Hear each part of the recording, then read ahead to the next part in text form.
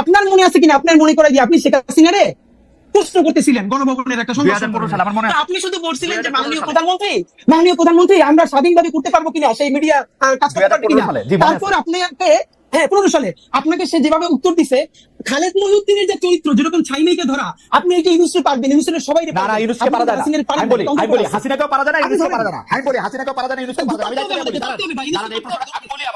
বলি প্রধানমন্ত্রী সংবাদ সম্মেলনে ওই প্রশ্ন আমি ওইবারই প্রথমবার করি নাই, টিভি অনেকবার গেছে, তারও আগে আমি করছি। কিন্তু প্রধানমন্ত্রী প্রশ্নটা করার পরে প্রধানমন্ত্রী যেভাবে আমাকে উত্তর দিছে, সেই সময়কার প্রধানমন্ত্রী, তারপর থেকে আমার কোনো সম্পূর্ণ প্রশ্ন করার উত্তর জায়গা ছিল না। দেন ওদের সংবাদ সম্মেলন ফর 30 আদার পিপল, ঠিক আছে। ডক্টর মোহাম্মদ ইউনূস শেষ করতে দেন। এই সেপ্টেম্বরে কিন্তু উনি এখানে আসছে জাতিসংঘের মধ্যে নিয়ে, উনি সবারই দাওয়াত দিতে আমার ছাড়া। কিন্তু তাই মজার ব্যাপার বলি, এইটা আপনার অবশ্যই পাবলিক, আজকে আপনি বললেন আমরা জানলাম, আমাদেরকে সরকারের তরফ থেকে এক জায়গা থেকে আমরা প্রশ্ন করছি খালেদ মহিউদ্দিনের মতো ক্যারেক্টার কেন বাংলাদেশে জুলাই গণঅভ্যুত্থানের পরে তাকে কাজে লাগানো হইলো না। আমাদেরকে বলা হয়েছে খালেদ মহিউদ্দিন ভাইকে 2 বার সরকার থেকে, একবার বিটিভির দায়িত্ব নিয়ে আরো একটা বড় পদে বসে, প্লিজ আপনি এই রাষ্ট্রকে গড়ে তুলতে সাহায্য করেন। খালেদ মহিউদ্দিন ভাই রেসপন্স করেন নাই।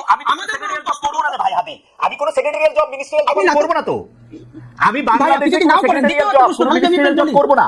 আমি বিটিভির দায়িত্ব নিতে আমাকে অফার করা হয়েছিল, আমি বলি বিটিভির দায়িত্ব নিতে আমাকে অফার করা হয়েছিল, আমি শর্ত দিছিলাম বিটিভির প্রোভাইডার ঠিক করেন, আমি তথ্য উপদেষ্টা বা তথ্যমন্ত্রীকে আমি এটা রিপোর্ট করব না। তারা এটাতে রাজি হয় নাই, তারা বলছে আপনি আইসা আস্তে আস্তে করেন। আমি আস্তে আস্তে করার মধ্যে আমি নাই। ফাইন, এটা আমরা জানলাম। কিন্তু খালেদ ভাই আপনার মানে আমরা ওই ভালোবাসার জায়গা থেকে বলি, আমরা তো প্রত্যাশা করছিলাম যে আপনি জার্মান থেকে যেরকম ইউএসএ গেলেন, আপনি জার্মান থেকে এই জুলাইয়ের পরে একবার কিন্তু বাংলাদেশ আপনার খালেদ ভাই দেখি নাই। আপনি আসলে হয়তো কি জানেন, আপনি অনেক মেকানিজমের সাথে কথা বললে, শহীদ পরিবারগুলোর সাথে কথা বললে, তাহলে আপনি আরো যেটা ফিল করতেন। আমি বলি আমার দিকে আলাপটা করলে কি মানে আলাপটা আমি আর আপনি আলাদা আলাপ করব না। আপনি খালি আমাকে এই কথা বলেন, আমি সরাসরি প্রশ্নটা করি। এটা আমি কামাল ভাইয়ের কাছ থেকে আসলে একটু জানতে চাইবো, কারণ আপনার কাছ থেকেই আমরা এগুলি সবচেয়ে বেশি শুনি। কারণ যারা আগে জুলাই নিয়ে কথা বলছে তাদের অনেকেই ছাড়ান দিছে, রিটায়ার্ড করছে, আপনি রিটায়ার্ড করেন নাই, আপনি মাঠে আছেন, আপনি কথা বলতেছেন। সেই জায়গা থেকে, সেই রেসপেক্ট থেকে আমি আপনার একটা ছোট্ট বিষয় জানতে চাইতেছি। মাত্র 1000 জন রে, যেখানে আমরা 8 লাখ কোটি টাকার বাজেট করি, মাত্র 1000 জন শহীদ, 1000 জন চরমভাবে আহত, এই 2000 জনকে ভরণ পোষণ করা, তাদের একটা খুশি করা, মানে আমি খুশি শব্দটা বলবো না, মানে তাদের খেয়াল করা, এটা তো এত বড় জটিল কাজ না। এটা কেন করা যেতেছে না? এটা ডক্টর মোহাম্মদ ইউনূস আপনি প্রথম কেন এর জন্য আপনি অভিযুক্ত করতেছেন না, এটা আমাকে একটু সারপ্রাইজ করতেছে। মানে আর কাউরে এখানে অভিযোগ করার দরকার নাই, বুঝি না। খালেদ ভাই জি, এই একই আপনি যেটা বলছেন না, এই দাবিতে ইনকিলাব মঞ্চ একদিন অনশন করছে যমুনার সামনে। ঠিকানা আমার নিজে ব্রিফিং দিচ্ছে, তখন ঠিকানা থেকে গিয়ে বলছে ভাই খালেদ ভাই টিভি থেকে আসছি, এবং প্রধান উপদেষ্টাকে বলছি এই যে কালেক্টিভ ব্যর্থতা, এই ব্যর্থতার ইনাম হলেন আপনি। মাত্র 1000 হোক 1500 হোক, যে শহীদ পরিবারে পুনর্বাসন করতে পারেন নাই, আহতদেরকে সর্বোচ্চ চিকিৎসার জন্য ডেটাবেস তৈরি করতে পারেন নাই, এর সমস্ত ব্যর্থতা এই সরকারের। আর এই সরকারের ইনাম হিসেবে সমস্ত ব্যর্থতা আপনার। আপনি কোন যত সুন্দর করে কথা বলেন, এটা দিয়ে কাভারি হবে না। এই দাবিতে ইনকিলাব মঞ্চ সকাল থেকে সন্ধ্যা পর্যন্ত যমুনার সামনে অনশন করেছে। তারপরে তার একান্ত সচিব এসে আমাদের কাছ থেকে স্মারকলিপি নিছে যে অতি দ্রুত তারা এটার ব্যাপারে ব্যবস্থা নিবে। এরপরও নেয় নাই। এখন কোন ভাষায় বললে, কেমনে হাত ধরলে, কেমনে পা ধরলে এই কেসটা হবে, এটা আমরা জানি না। এবং ডক্টর ইউনূস যদি আমাদেরকে বলেন যে এইভাবে বললে উনি কাজটা করবেন, তাও আমরা করতে রাজি, কিন্তু উনি বলতেছেন না। আপনি কি বলেন ওনারে? উনি তো আমার বাপের চেয়ে 20 বছর বয়স। এই গত প্রেস মিটিং যেটা করেছি, সেইখানে ওনারে যা বলছি, আমার মনে হয় উনি সারা জীবন এটা শুনেন নাই। আমরা কি চাই, ওনাকে দিয়ে অন্তত ন্যূনতম সেই কেসটা হোক, যেটা পলিটিক্যাল পার্টি চাইতেছে না। ওনার এই জন্য এক হাত ধরে রেখে আর এক হাত ধরে দাঁড়িয়ে ভাই, যে ন্যূনতম সংস্কারটা ওনার মাধ্যমে হোক, ওনার আন্তর্জাতিক এই স্বীকৃতির মধ্যে দিয়া। আর তো কিছু না ভাই, উনি তো আমার দাদা খালু ফুফা না। ইনকিলাব মঞ্চ আজ পর্যন্ত এই সরকারের কোনো একটা পয়সা তো দূরের কথা, প্রোগ্রামে পর্যন্ত উপস্থিত হয় না। এই যে ঘোষণাপত্রের প্রোগ্রাম গেছে, ইনকিলাব মঞ্চের মুখপাত্র হিসেবে আমি ভিতরে দাওয়াত পাইছি, অনার, কিন্তু ভিতরে যাই নাই। আমি আমার ভাই বোনদেরকে নিয়ে রাস্তায় ভিডিও দিতে দাঁড়াই দাঁড়াই শুনছি, ভিতরে যাওয়াটা প্রয়োজন মনে করি নাই। কিন্তু ওনাকে চূড়ান্ত ভাবে শেষ পর্যন্ত ধরে রাখতে চাই কেন? এই জুলাইয়ের মধ্য দিয়ে কিছু সংস্কার হোক। বাংলাদেশের রাজনৈতিক দলগুলোর সমস্যা হলো, তারা প্রেস ব্রিফিং করে প্রধান উপদেষ্টা অন্যান্যদের সাথে সামনে এসে বলে আমরা তো কোনো নির্বাচনের ভালো রোডম্যাপ পেলাম না। কিন্তু যারা যখন প্রধান উপদেষ্টা বা অন্যান্য উপদেষ্টাদের সাথে বসে, তখন একদল বলে আমার পেট্রো বাংলা লাগবে, আরেক দল বলে আমার অমুক ইউনিভার্সিটির ভিসি লাগবে, আরেক দল বলে আমার স্থানীয় সরকারের সচিব লাগবে।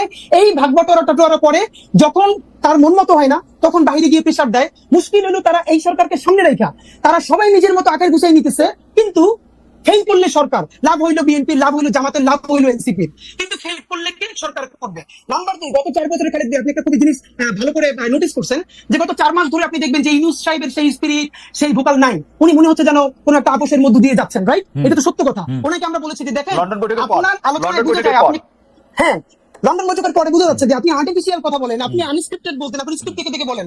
এর একটা বড় কারণ ঝামেলাটা হলো এই সরকার মনে করেছিল ইউনূস সাহেব যে এনসিপির যে ভাইরা আছে তারাই হলো তার ভ্যানগার্ড, একমাত্র ছাত্র জনতা, তার চারপাশে একটা লেয়ার তৈরি করা হয়েছে একমাত্র অল্প কিছু লোকজন ছাড়া। আমি আপনাকে এবার বলতে পারবো, পিলখানা কমিশনের মতো গুরুত্বপূর্ণ কমিশন, গুম কমিশনের মতো গুরুত্ব কমিশনের সদস্যরা 1.5 মাস ধইরা প্রধান উপদেষ্টার সাক্ষাৎকার পান না। আপনি ভাবেন, এর মানে এমন একটা লেয়ার, মানে এবং আরো বলি আর্মি সেক্রেটারি ওনার সাথে যিনি আছেন সম্ভবত যে সচিব, তার ক্লিয়ারেন্স ছাড়া তার কাছে কেউ যেতে পারে না।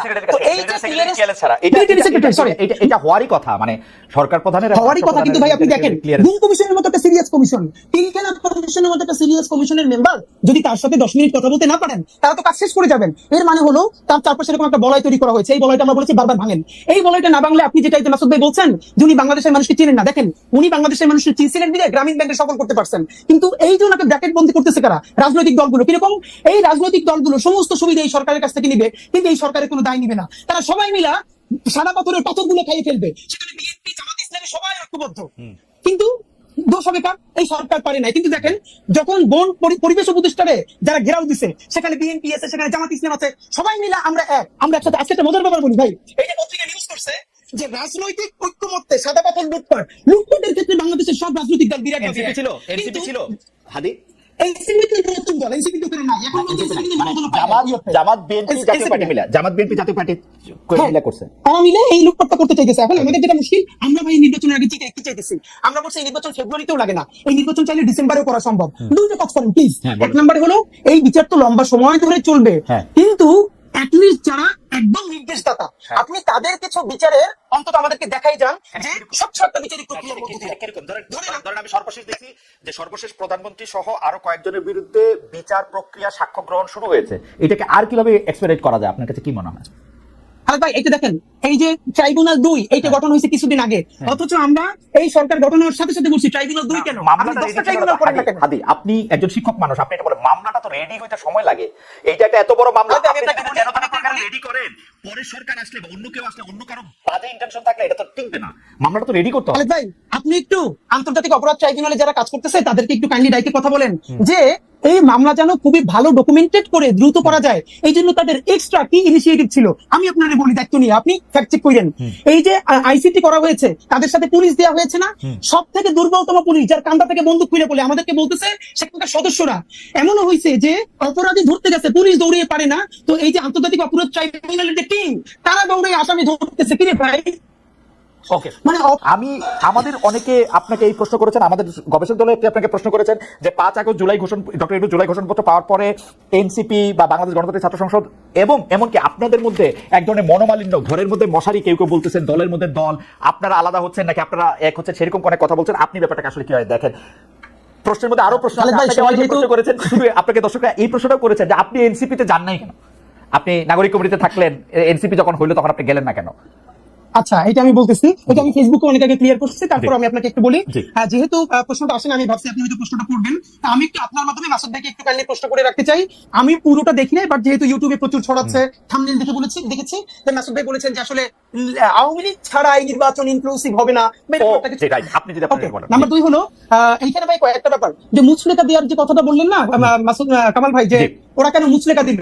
একটা ব্যাপার হলো দেখেন, এই গণ অভ্যুত্থানের পরে আমাদের সাথে যারা উপদেষ্টা হয়েছে, বিভিন্ন আন্দোলন করছে, এদের ব্যাপারে যখন যেটা দেখেছি আমরা সমালোচনা করেছি। কিন্তু একটা ব্যাপার দেখেন খালেদ ভাই, আমার আজকে আপনারা যত বিপ্লবী মুভি দেখেন, যাই দেখেন, আমি নাহিদের হাজারটা সমালোচনা করছি, নাহিদের করছি, অন্যদের করতেই থাকবো। কিন্তু এরপর আমি যেটুকু অ্যাড্রেস করবো, যদি এই ফ্যাসিবাদের পতন না হইতো, তাইলে যদি প্রথম কারো ফাঁসি হইতো, সেই ফাঁসিটা নাহিদের হইতো, আমার ওয়াকার সাহেবের হইতো, ওয়াকার সাহেবের হইতো, হয়তো সেটা কি ওয়াকার সাহেবের আগে হইতো না নাহিদ সাহেবের আগে হইতো, এটাতে আমার ডাউট আছে। কারণ আমার কাছে মনে হয় যে শেখ হাসিনার পুরা দায়টা ওয়াকার সাহেবের দেয়। উনি মনে করেন না নাহিদ সাহেব এত বড় বিপ্লবী, উনি মনে করে ওয়াকার সাহেব বেইমান করছে। আপনি বয়ানটা দেখেন কিন্তু।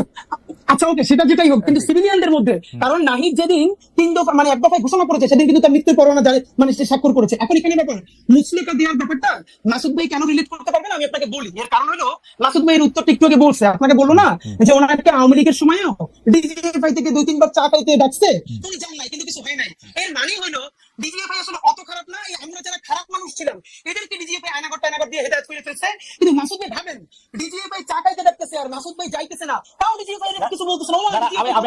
আমি আপনাকে ছোট নুরুল কবির ভাই, আমার অনুষ্ঠানে অন্য কোনো কথা যেটা আমি দায়িত্ব নিয়ে করছি, নুরুল কবির ভাই আমার অনুষ্ঠানে গিয়া ডিজিএফআই রে, শেখ হাসিনা রে, মানে ইন্ডিপেন্ডেন্ট টেলিভিশন অনুষ্ঠানে গিয়ে এমন কথা বলছে যেগুলো আমি এখন মুখ দেখতে পারবো না।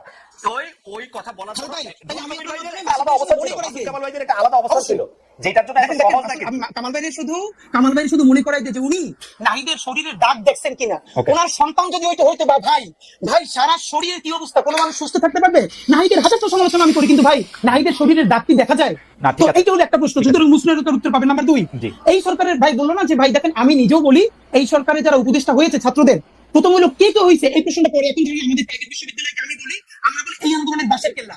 ঢাকা বিশ্ববিদ্যালয় যখন একদম মুক্ত হয়ে গেছে, পুরো আন্দোলন মরে গেছে, তখন এই আন্দোলনকে নতুন করে জীবন দিয়েছে, বাঁচিয়ে রেখেছে প্রাইভেট বিশ্ববিদ্যালয়। কারণ আমি আন্দোলনের শুরু থেকে শেষ পর্যন্ত ঢাকার সামনে স্টেজের সামনে এই পুরো ঘটনার সাক্ষী যে কি হয়েছে। সুতরাং এখন কথা হলো ভাই, ধরেন 10 জন উপদেষ্টা নিবে ছাত্রদের মধ্যে থেকে, তাইলেও কি সকল প্রাইভেট বিশ্ববিদ্যালয় থেকে একজন করে নেওয়া সম্ভব?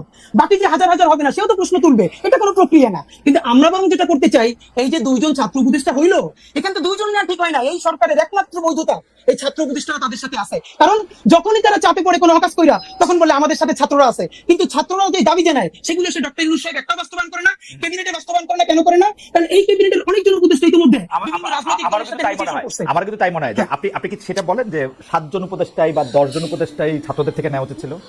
আমি মনে করি 3 ভাগের ন্যূনতম 1 ভাগ ছাত্রদের মধ্যে থেকে নেওয়া উচিত ছিল, এবং এখান থেকে অবশ্যই প্রাইভেট বিশ্ববিদ্যালয় থেকে নেওয়া উচিত ছিল। 3 ভাগের 1 ভাগ মানে আপনি 8 জনের কথা বলতেছেন যে 7 জন, এবং আমরা সেখানে প্রেস ব্রিফ করে বলেছি এইখান থেকে প্রাইভেট বিশ্ববিদ্যালয় থেকে নিতে হবে মিনিমাম 2 জন।